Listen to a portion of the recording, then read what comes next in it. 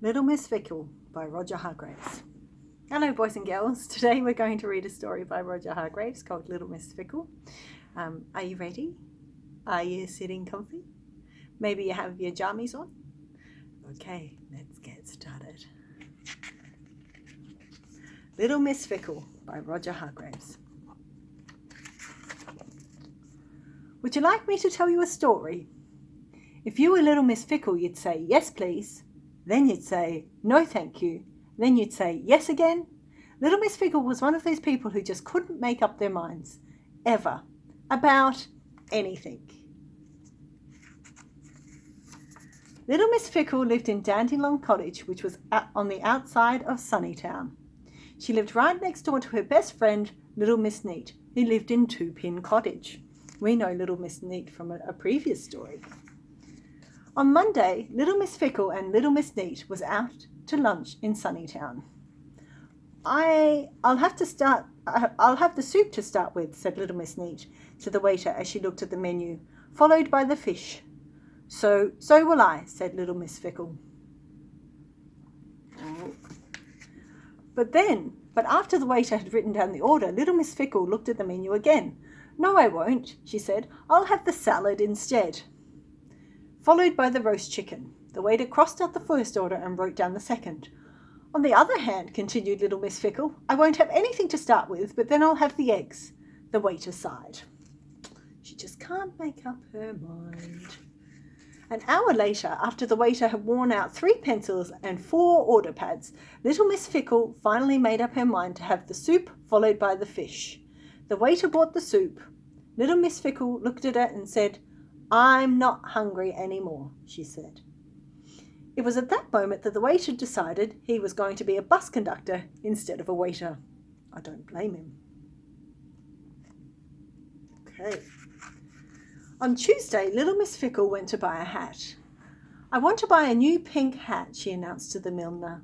The milliner bought her 2 pink hats to choose from. I'll have this one, said Little Miss Fickle after she tried them both on. Certainly, madam, replied the milliner, and put the hat in a hat box.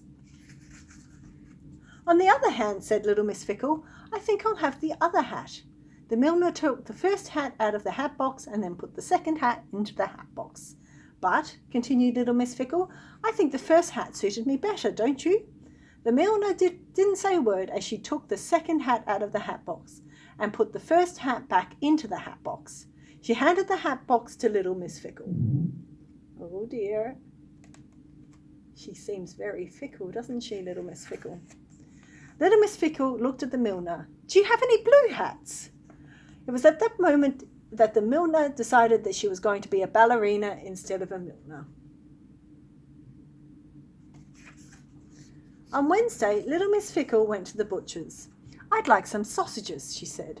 Beef sausages or pork sausages? Asked the butcher. Pork sausages, replied Little Miss Fickle. The butcher wrapped up the pork sausages. But beef sausages would be nicer, said Little Miss Fickle. The butcher unwrapped the pork sausages and wrapped up some beef sausages instead. On the other hand, continued Little Miss Fickle, chops would taste tastier. It was at this moment that the butcher decided he needed a holiday. But on Thursday, guess what happened? Little Miss Fickle disappeared. Little Miss Neat had seen her pass Two Pin Cottage on the way to Sunnytown, but hadn't come back. She hadn't come back on Friday either, so Little Miss Neat went looking for her. She met Mr. Muddle. Have you seen Little Miss Fickle? She asked anxiously. Mr. Muddle looked at her in a puzzled sort of way. Did you say, have I been for a little tickle? He asked. Oh, Mr. Muddle, said Little Miss Neat, and hurried on. Then Little Miss Neat met Mr. Forgetful. Have you seen Little Miss Fickle? She asked. Mr. Forgetful thought. Well, she said, have you? Mr. Forgetful thought again. Have I what? He asked after a while. Oh, Mr. Forgetful, said Little Miss Neat, and hurried on. But could she find Little Miss Fickle? No, she could not. Nobody had seen her. Wonder where she is.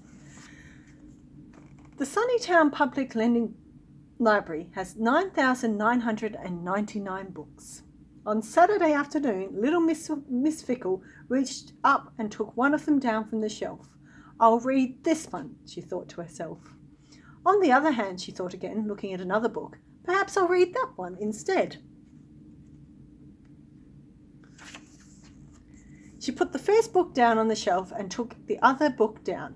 It was the 19,999th book she had chosen. Little Miss Fickle had been in the library for 3 days choosing a book. 3 whole days choosing just one single solitary book. She went home carrying her book. That's where she'd been. That afternoon, little Miss Neat was in the garden of Two Pin Cottage with little Miss Fickle when little Miss Fickle walked past. Where have you been? She called out. To the library, replied little Miss Fickle. For 3 days, exclaimed little Miss Neat. Well, explained little Miss Fickle, I wanted to choose the right book, and she held it up, and then she stopped and she looked at it. Oh, botherations, she said. I've read it before. That was Little Miss Fickle by Roger Hargreaves.